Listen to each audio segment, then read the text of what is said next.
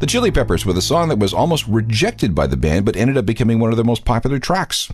I once asked Anthony where exactly that bridge was in downtown Los Angeles, and he looked me in the eye and said, I don't remember.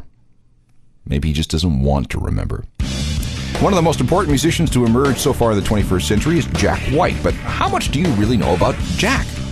We'll see next. More of The Secret History of Rock coming up. Back to The Secret History of Rock with Alan Cross. Jack White is one of the few genuine rock and roll superstars to come to our attention over the last dozen years or so. He's a performer, he's a producer, he's a collaborator, he's an owner of a record label, and even an actor. And he's been involved in far more bands and many more projects than most people know. I want to start at the beginning. He was born John Anthony Gillis in 1975. Yes, his last name was Gillis, not White.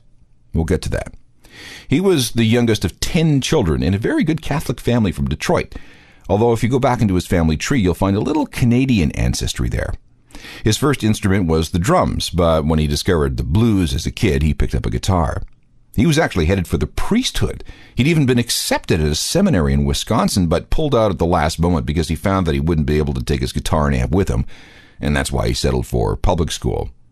When he was 15, he took an apprenticeship with a furniture upholsterer. His boss was a guy named Brian Muldoon, and while they were recovering couches and chairs, Brian introduced Jack to punk. They jammed together with Jack on guitar and Brian on drums, and they called themselves the Upholsterers. And they even recorded a 3-song single. Here's a sample of a song that Jack wrote called Apple of My Eye.